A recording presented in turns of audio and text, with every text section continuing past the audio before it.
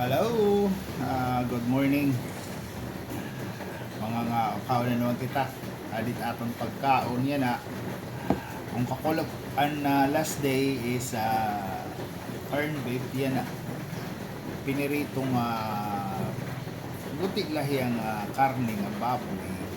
Tapos padisan natin hindo ang itlog, dalawang itlog at saka itong maliit na ay kunting karning baboy at saka kape. Ito naman kape, hindi yung kape na 3-in-1, ito yung kape na healthy. Tayo uminom ng mga ganyan. Uminom naman ako yung stick. Ito yung mga 3-in-1 at saka tubig. 3-in-1 din ako. Kasi ingat-ingat na rin. Ito, karning baboy na pinirito saka dalawang itlog. Hindi na ako medyo nagra-rice, konti-konti lang, tanghali, konting rice. Iwas na ba? Kain tayo. Thank you Lord for this food. This is for Lord Jesus name. Yun lang, konting prayer. Salamat sa Lord. Masarap na. Yun lang ang almusal ko. Ito, kaya ng itlog. Ang itlog kasi, maraming vitamina.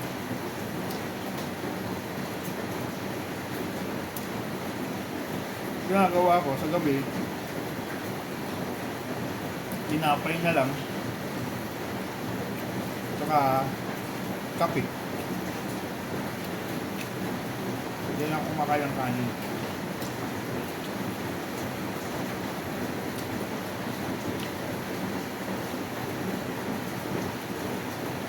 Para healthy na rin.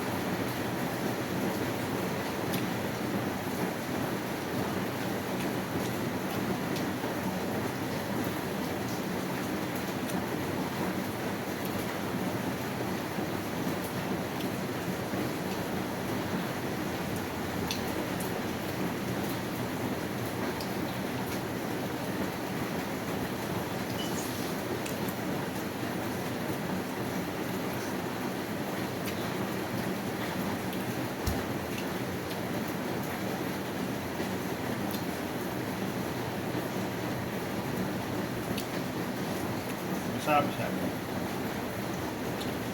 Importante dito, kahit simple, basta healthy. Yun ang kasabihan natin sa buhay. Basta healthy, okay. Kasi hindi na tayo mga bata.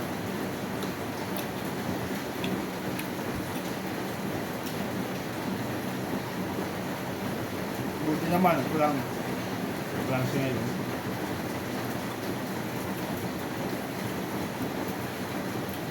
Kasi yung ulan, nari pa talaga na ako nun.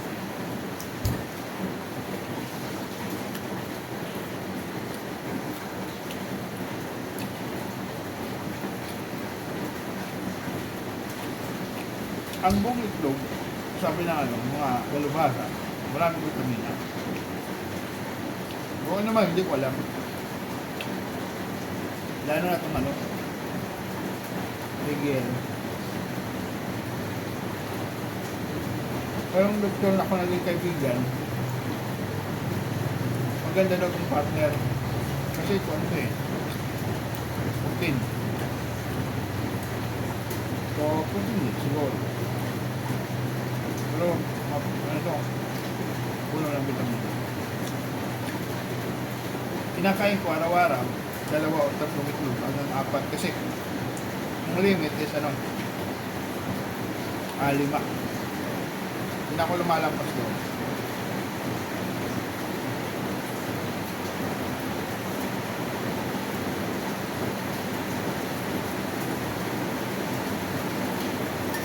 Walang isang cup ng kape.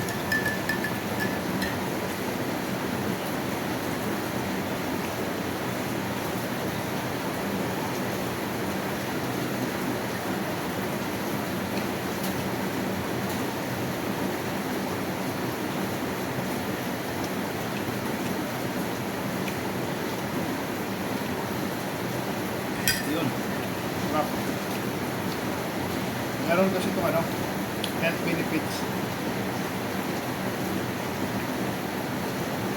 Pag nagkakape ko sa labas, yung kape ko is yung stick. Puro.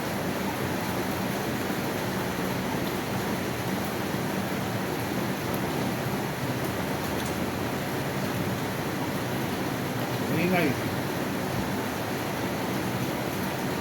Paulan ngayon. Oran niya ulit. Sama.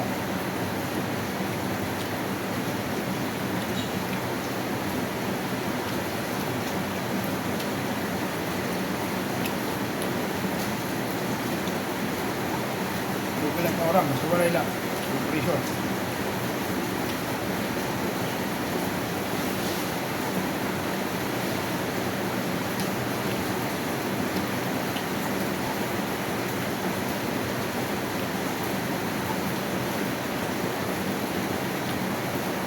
Ubus na.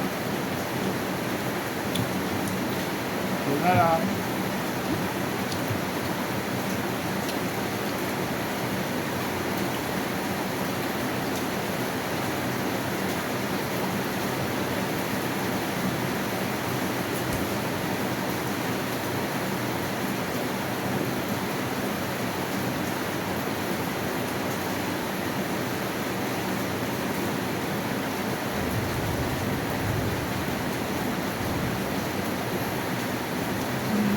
Lumilindol na.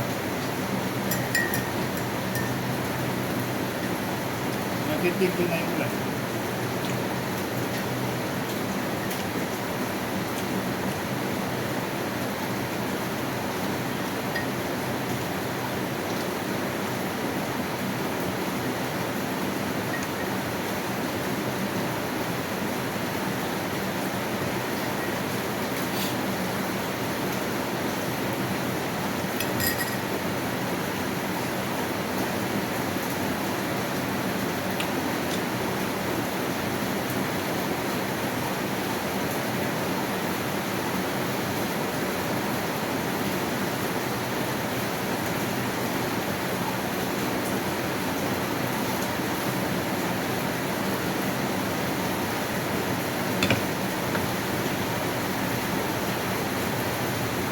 Uy, may tinapay na ulan dito.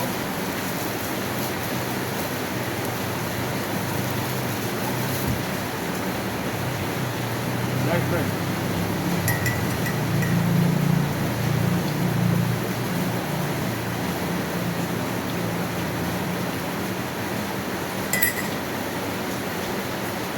Kaya namin kagabi.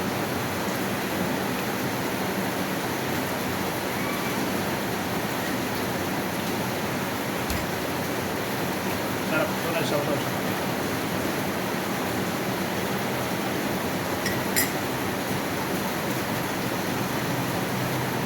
Pero wala edit pa.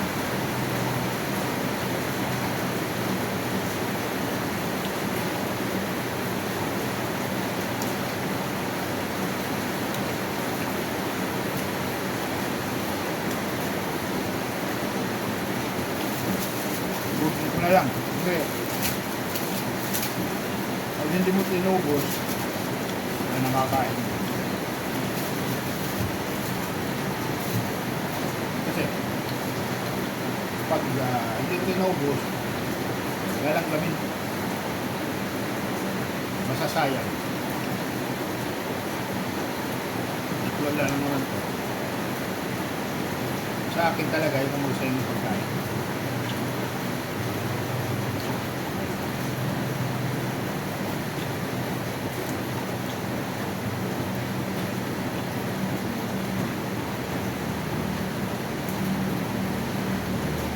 Binanggap na kayo. Isa lang.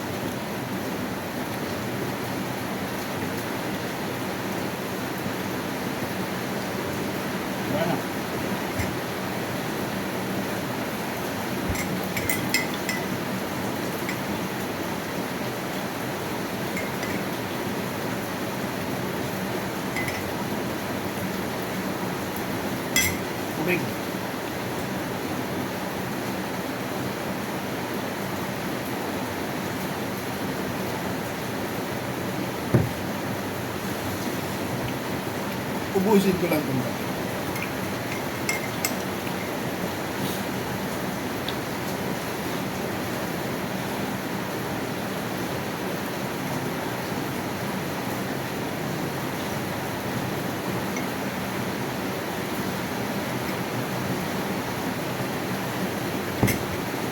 Alam nyo, pag tayo nagkakaedad na, dapat ingatan na natin sarili. Huwag nang kain ng kahit ng ano-ano. Kasi, the more na maraming pinapasok na pagkain sa ating katawan, mas the more ang chances na tumaba at mag-ipon ng iba't ibang karamdaman.